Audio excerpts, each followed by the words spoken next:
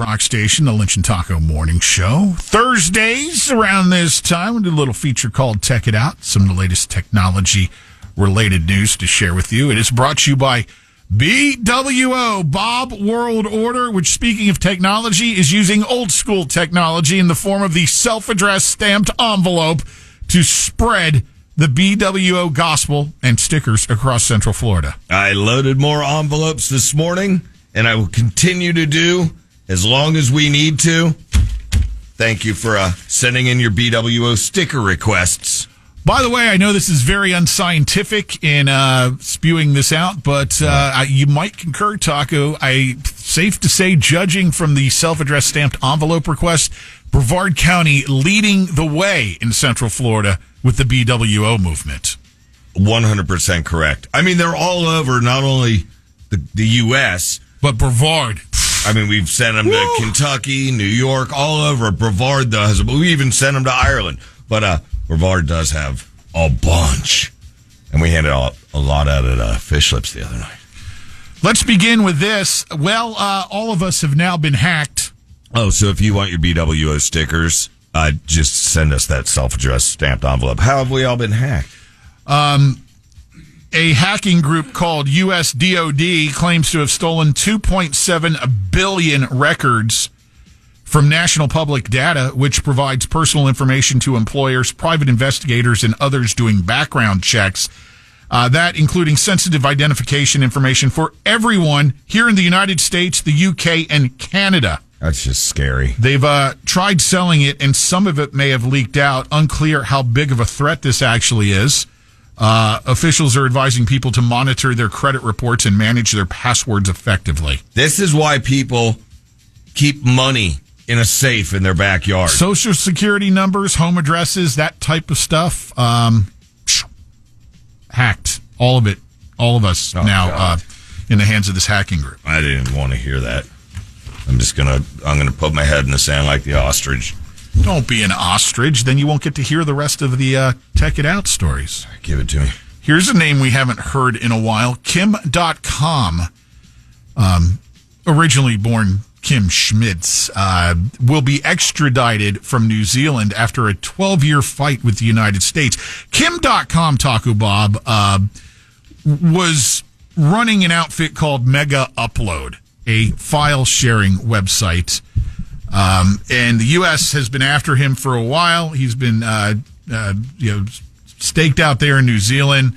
And up until now, up until yesterday, didn't have to worry about anything. But now he's being extradited here to answer to the charges that he and his cronies there at Mega Upload cost film studios and record companies more than $500 million by encouraging paying users to store and share copyrighted material, which generated more than $175 million in revenue for that website. Time to pay the piper there, Kim.com. Yep. New technology in the medical world. Woman named Erin Alexander recently underwent the world's first injectable breast implant procedure, going from a small B cup to a C in mere minutes. You have pictures? I do not. Erin talked about how she was walking the next day and back to gentle exercise within a few days. She said the downtime is pretty minimal.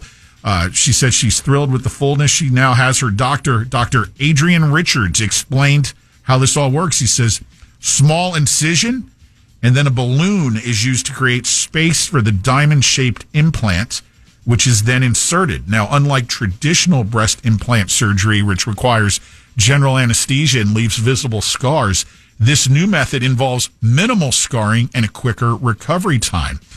Erin chose the procedure because she wanted to avoid scarring and still look natural. She says, I didn't want to look unnatural. I wanted it to look like me. The entire process took about 45 minutes, and Erin said she was awake and chatting the whole time. How do you spell Erin? E-R-I-N. Okay, last name? Alexander?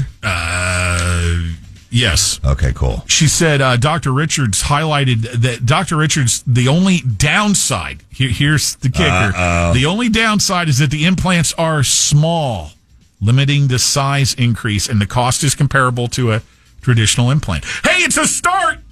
Yeah, baby steps. But see, I want to see what Erin's like. Oh, yeah, she's got a Here's Aaron. Oh, wait, maybe not. But I think it is. Look. I don't know if that's her. It's the lady with the baby next to her. I'm sure there's more than one Aaron Alexander. No, it did say with implants. Oh, okay. All right. But I think on this one you hold off until we see what happens, you know. Or until you can get them as big as you want. Or if balloons pop or... Well, it's not a balloon. The balloon opens the space for the diamond-shaped implant to be put in. Here she is.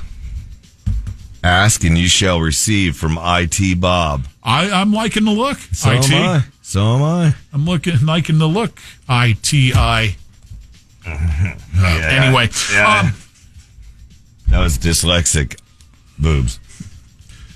Congratulations to Ibrahim Al Nasser of Riyadh, Saudi Arabia. I guess he inadvertently now is the owner of a Guinness World Record for most video consoles hooked up to a single TV. Guess this guy's been amassing video consoles, and he wanted a way to be able to just, play any of them he wants anytime through one monitor. After a while, I noticed that I have a big stock of gaming consoles that I couldn't play. The TV ports are limited, and if I want to play, either I unplug the existing consoles, or I will keep everything and add more switchers and, of course, more converters as well. By adding more switchers, the idea came to my mind. I will connect all the gaming consoles I have to the TV. You need to see this setup. I put it on our Facebook page. This is insane. This is absolutely insane. I'm still over here searching Aaron pictures. Look at these. He checked out a while. Look at these. He's not listening to a word I said. It says, get a boob job on your lunch break. It's a hell of a lunch there, ladies. All right. Okay, gaming guy. I'm going to look at him now. Well, I'm done with that. Okay, I'm keeping on top. Stay with me here. I wanted to get to this thing about Disney. This is important to all of us. This is going to be all over the news, and already you're starting to see it all over the news. Disney says a lawsuit that was filed against the company over a food allergy-related death could be tossed because the victim's husband had Disney Plus. Little background here on this. Okay. The family of Kanakporn Tugsuan visited Walt Disney Parks and Resorts last October, and they had a meal at the Raglan Road Irish Pub in Disney Springs. We've been there. According to the lawsuit, the family made sure the waiter was aware of the food allergy that the woman had, and went on to say the waiter confirmed the food was safe multiple times. After dinner, according to the lawsuit, the woman was separated from her family to go shopping, which is when she collapsed on the floor. The woman was rushed to the hospital but was pronounced dead. The family is suing for $50,000, which that's huge. Yeah. Pretty reasonable if you lost a loved one, and the allegations are true as to how all this played out. But Disney wants this dismissed because the plaintiff signed up for Disney Plus. What's the tie-in? The company lawyers claim that because he used a 1-month trial of the streaming service back in 2019, the lawyers argue that the terms and conditions of the site say any dispute of any kind with Disney must be settled out of court. No, I'm sorry. No judge is gonna. They went on to say that because the family also used Walt Disney Parks' website to buy tickets to Epcot, Disney is also shielded from the lawsuit for their terms of a service agreement to use the website. Let's save that for Kaufman to look over on Monday when he does Law and Disorder, because I'm telling you, I know he always says it depends what you signed in a contract. This is this a battle Disney really want? It was a $50,000 lawsuit over a food allergy death. Pay the fine. Well, it's not a fine. Well, you know what I'm saying? Pay the lawsuit. Pay the $50,000. I know we got him right here in our own backyard, but my God. Oh, yeah, Disney Plus back in 2019 on a 1-week free trial or whenever the hell it was. Wow. So everything's covered all of a sudden.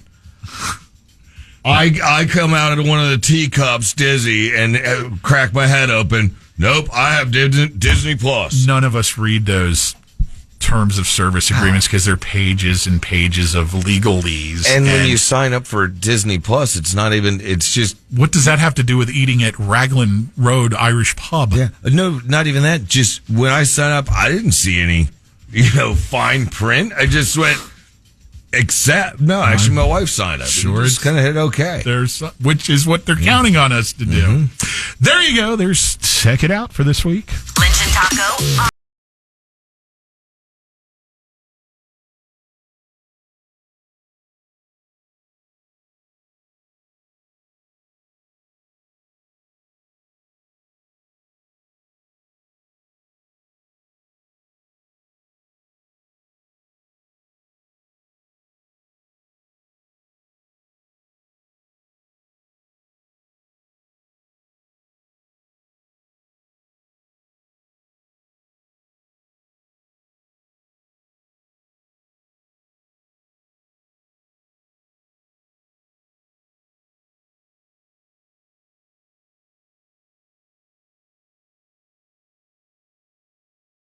Demand. Download the iHeartRadio app. This traffic.